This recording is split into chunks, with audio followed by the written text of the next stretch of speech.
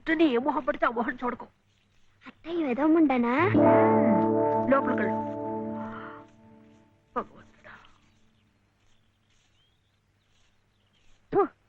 పొద్దున్నే నీకెందుకులే మా పళ్ళు, అవి అక్కడ పడేసి లోపలికి వెళ్ళు. పర్వాలేదులే వదినా, ఇందులో తప్పే ఉంది. తప్పే ఉంది అని నిలదీసి అడిగితే నేనేం చెప్పను? నిన్న పొద్దున్నే నీ మొహం చూశాక ఆ పక్కింటి ఆయన కాలు జారి పడ్డాయట. వాళ్ళ ఆవిడ ఒకటే తిట్టిపోసింది. పొద్దున్నే లేచి ఎవరైనా కాస్త మంచి మొహం చూడాలనుకుంటారు పాపం. ఏమే నీళ్ళు, నువ్వు వెళ్ళి కాస్త కాఫీ పని చూడమ్మా. వెళ్ళు.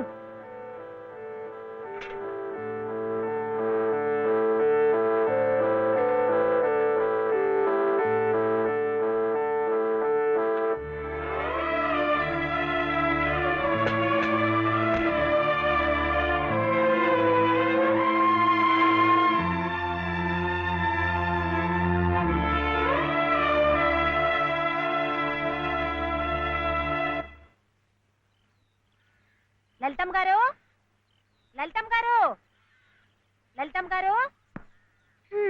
అదేమిటి రోజు ఎంచగ్గాను దుర్గమ్మ గారు అని నా పేరు పెట్టి పిలిచేదానివి, ఈ రోజు ఏమిటి లలితమ్మో అంటా గావుకేకలు దుర్గమ్మ లలితమ్మ అయిపోయింది ఏమిటి? అదెట్టా అవుతుందమ్మా, దుర్గమ్మ దుర్గమ్మే, లలితమ్మ. నా జాకెట్ నా లాగు నా చొక్కా ఎక్కడా? ఇదిగో బాబు, తమ చీరలు 2 రాసుకోండి. ఒరే చెంప అక్కడ పెట్టరా.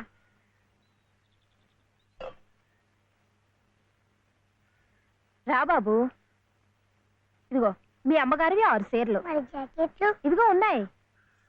ఇవి నీ చట్లు నిక్కర్లు, జాగ్రత్తగా పట్టుకెళ్ళు. అమ్మో ఇన్ని బట్టలే? మొగుడుతో కాపురం చేసే నేనే ఒంటి మీద బట్ట రాటి మీద బట్టతో అఘోరిస్తున్నాను. మొగుడు లేని ఇవిడి గారికి అమ్మా రేవు 6 చీరలే. ఇట ఈ స్త్రీలకి ముస్త్రీలకి ఆయన గారి సంపాదన అంతా తగలేస్తే నేను నా బిడ్డలు అడుక్కు తినాల్సిందే. చిచ్చి మీ బట్టలే అనుకున్నాను. నీ మనసు కూడా నీరకాయ పట్టి మురికెత్తిపోయింది. ఒక్కసారి మీ ఆయన గారు ఉడకేసి ఇస్త్రీ చేస్తే నా స్వామి రంగా. ఏమిటే గొడుగుతున్నావు? అబ్బే ఏం లేదమ్మా. అయినా మీరు కూడా ఏందమ్మా, దేవుడు ఏదో చిన్న చూపు చూడబట్టి ఆవిడ మీ ఇంటికి వచ్చింది గాని నిన్నటిదాకా ఆవిడ లక్షణంగా బ్రతికిన మనిషేగా. అంటావు మధ్యలో నీ సమయం పోయింది. బట్టలు ఎక్కువేస్తే డబ్బు బాగా గుంజొచ్చని నీ ఆలోచన. ఆవిడ గారి బట్టలకి మీరేం డబ్బు ఇవ్వక్కర్లేదులేండి. పుట్టాడు కష్టంలో ఉంది. ఆవిడికి ఈ పాటి సాయం చేస్తే పుణ్యమైనా దక్కుద్ది.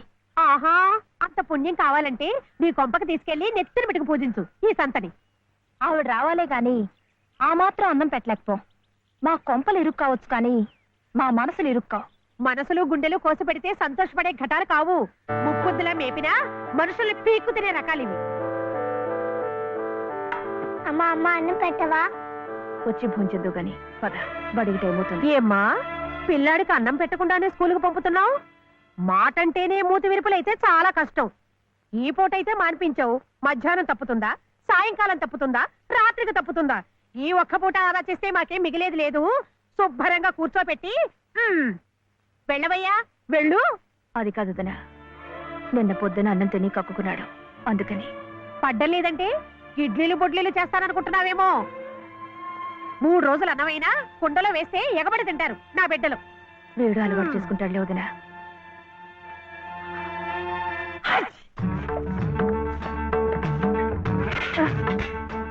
ఇక్కడ గొడిగే. నీకు వర్షం వస్తుందేమోనని. సర్లే ఎక్కడైనా పెట్టు. రామ ఇక్కడ కాదు అక్కడ.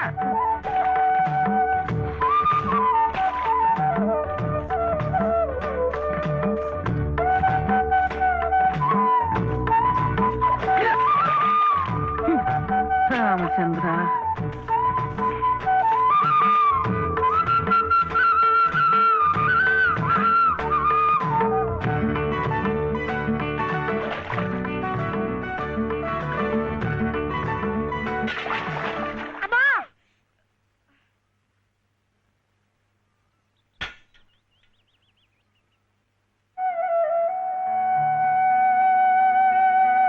అయ్యో ఏమిట్రా ఈ తలతిక్క పనులు?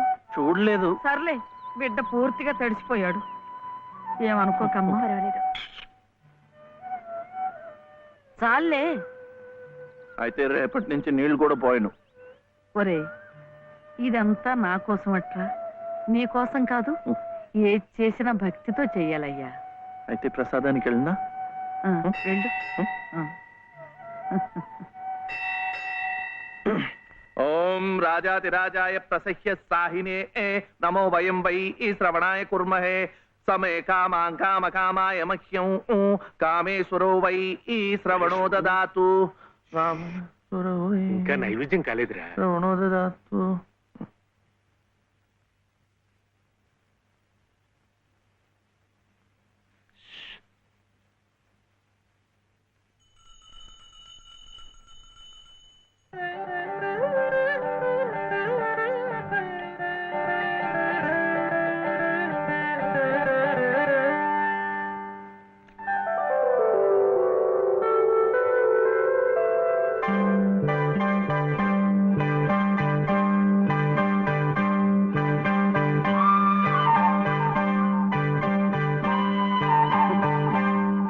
చూస్తున్నానులేండి, మీరు తినకుండా అంతా బాబుకే తినిపిస్తున్నారు. తీసుకోండి. నాకు లేదనా? నేను మళ్ళా అడిగితే ఇస్తారు. ఈ గుడి మాకు బాగా తెలుసు. నేను మా నానమ్మ రోజు వచ్చి ఇదంతా కడిగి ముగ్గులేస్తాంగా. తీసుకోండి, తీసుకోండి. తీసుకోమ్మా. అసలు దేవుడు గర్భగుడిలో ఉంటే వీడు ఊరేగింపుకు వెళ్లే ఉత్సవ విగ్రహం లాంటి వాడు. పుణ్యమే. రాజమ్మ, ఆ, ఆ అమ్మాయి ఎవరో తెలుసుగా? మన చలపతి చెల్లెలు లలిత. అలాగా, నేను గుర్తుపట్టలేదు.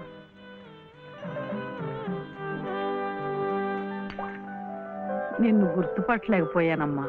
ఏమనుకోకు. ఏమిటో మనిషికి ఒక చింత పెడతాడా దేవుడు. గంగిగోవు లాంటి మీ అన్నయ్యకి ఆ మహాతల్లి మీ వదినెలా దొరికిందో. వస్తానండి. పదమ్మా. చూడమ్మా, ఇంత చిన్నతనంలోనే నీకొచ్చిన కష్టం సామాన్యమైంది ఏం కాదు. ఇలాంటప్పుడే మనసు చిక్కబట్టుకోవాలి. నేను ఎన్ని ఎదురు దెబ్బలు తిన్నానంటావు.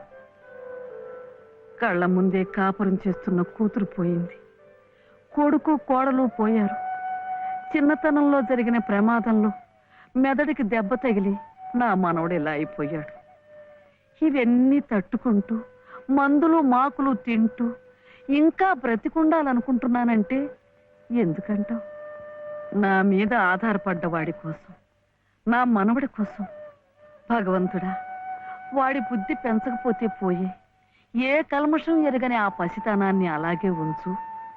చెప్పింది చేసే పట్టుదల, దీక్ష అవైనా ఇచ్చావు, అంతే చాలు అని రోజుకొక్కసారి ఆ దేవుడికి గుర్తు చేయటానికి ఈ కట్టిని ఇలా ఉంచాను. అమ్మా ఊరికెళ్ళొద్దు. చాదస్తం అనుకోకపోతే ఒక్క మాట చెప్తాను తల్లి. నువ్వు కూడా ఒక మంచి రోజు చూసుకుని ఈ గుడి ప్రాంగణం తుడిచో, మెట్లు కడిగో, ఇంత సేవ చేసుకో. అంత మాత్రాన బాధలు తీరిపోతాయని కాదమ్మా. ఆ భగవంతుడి అనుగ్రహం ఉంటే ఈ కష్టాల సముద్రంలో పడి కొట్టుకుపోకుండా కనీసం మోకాటి లోతునైనా సాగిపోగలమని. ఆ లలితమ్మ ప్రసాదాలు పెట్టి పిల్లాడిని స్కూలుకు పంపుతోందంటే ఆ వదిలి గారు ఎంత అమానుషంగా ప్రవర్తిస్తుందో ఆలోచించు.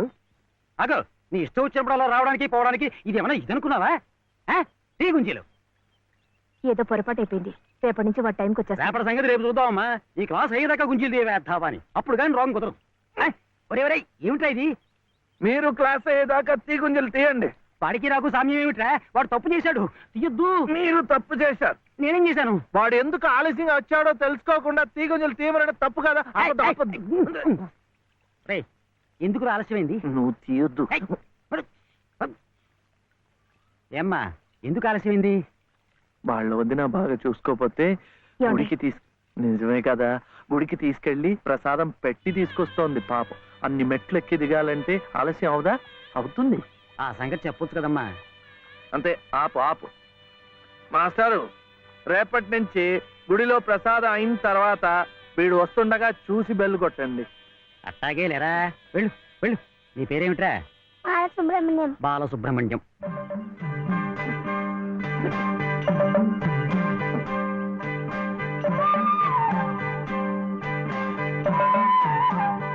తెలిసిందిలేండి, మీ పేరు లలిత, నా పేరు చెప్పనా? వీర వెంకట సత్య శివసుందర రామయ్య. మీ పేరులో 3 అక్షరాలే లలిత. నా పేరులో 3 ఉన్నారు. వీర వెంకట సత్య అన్నవరం స్వామి, శివ నేను, సుందరరామయ్య మా తాతయ్య. మరి మీ పేరులో ఎవరున్నారు? ప్రస్తుతానికి నేను, మా బాబే.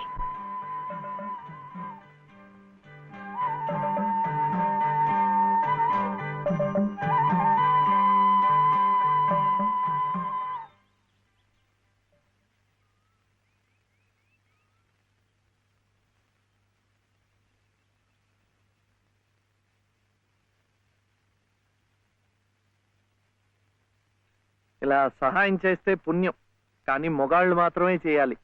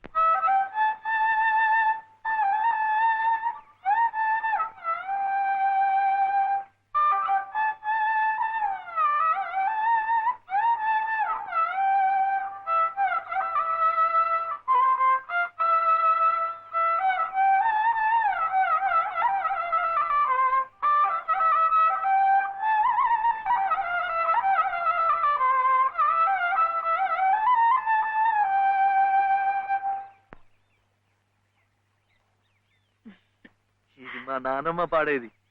ఏమిటి చెప్పండి. శివుడవో మాధవుడవో ఎవరని నిర్ణయించేదిరా, మిమ్మల్ని ఎవరని నిర్ణయించేదిరా. మీకు సంగీతం బాగా వచ్చనుకుంటానే. మీకు తెలిసిన చోట 2-3 సంగీతం పాఠాలు ఇప్పించకూడదు. పాఠానికి 100 రూపాయలు ఇచ్చినా నా బ్రతుకు గడిచిపోతుంది.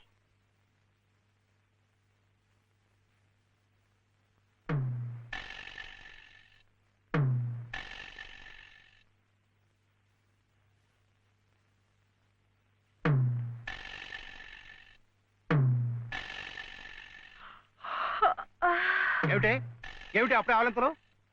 పెళ్లినాడు హోమం చుట్టూ తిరుగుతుంటే పురోహితుడు చెప్పాడు కాబట్టి తిరుగుతున్నారనుకున్నాను. తెల్లవారులు మంచం చుట్టూ కూడా అలాగే తిరుగుతారని నాకేం తెలుసు. పాడుగాను బుద్ధి. తిరుగుతున్నానంటే ఏ కోణంలో చూస్తే నువ్వు అందంగా ఉంటావో చూస్తున్నా. నా అందం చూడటానికి ఈ జన్మ సరిపోతుంది. నా కడుపు పండటానికి మరో జన్మ పడుతుంది. పడితే పట్టని ఏమిటి? అన్ని జన్మలకి నేనే నీ మొగుణ్ణి. మావయ్య ఇటు దిగు దిగు. అలా చూడకూడదు రాత్రిపూట. ఏమిటయ్యా రా. మధ్యలో వాడిందికే నువ్వు కూర్చో. నువ్వు వెళ్ళరా, వెళ్ళు. ఇవ్వు.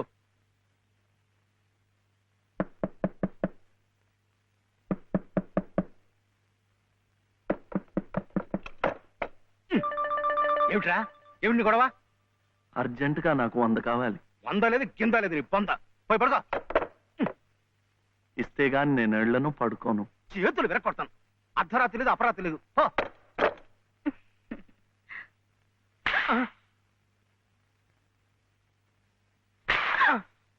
అల్లుడు ఏమిటండి మీరు కిటికీ? అది కాదయ్యా, ఇందాకడేదో నేను అడిగినట్టున్నాడు. నువ్వేమో కాదన్నట్టుకున్నావు. అందుకన్నాడు కొరడా ఇచ్చుకొని రక్తాలు వచ్చేలా కొట్టుకు చేస్తున్నాడు. సావనివ్వండి, నేను లొంగను. అయితే నేను ఈ ఘోరం చూడలేను. నేను ఇప్పుడే గోదాట్లో దూకు చేస్తా. ఉండు నాన్న, నీతో పాటు నేను కూడా దూకి చచ్చిపోతాను. ఆగు. పగలు లేదు రాత్రి లేదు, ఒకటి ఈతర పోటీలు ఇద్దరికి. రాడు చూడాడు ఎలా కొట్టుకి దిగిపోతున్నాడు. అయినా ఆడు అడిగింది లచ్చలా కోట్ల ఓ కొంద. మీకు 100లాగా కనిపిస్తున్నాడు మీ బొంద. ఇలా 10 సార్లు 10 వందలు ఇస్తే ఎన్ని 100 అవుతాయి నా బొంద? ఇలా ఇప్పటికిప్పుడు కావాలంటే చిల్లర ఎక్కడి నుంచి ఇస్తారు వాడు బొంద? ఇదిగో బాబు అందా. అలా కొట్టుకోకూడదమ్మా.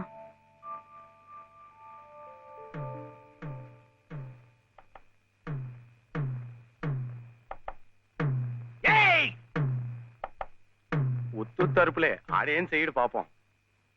కానివరే, ఇంత గొడవ చేసి 100 రూపాయలు ఇచ్చుకున్నావు కదా, దేనికి? సంగీతం నేర్చుకోవడానికి. అందులో సగం నేను నేర్పుతా. ఏం సగం ఇస్తే సగమే నేర్పుతానేనా? మరి మీకిస్తే ఆవిడకి సహాయం చేసినట్టు ఎలా అవుతుంది? ఆవిడెవరు? లలితమ్మ గారు. అదా సంగతి.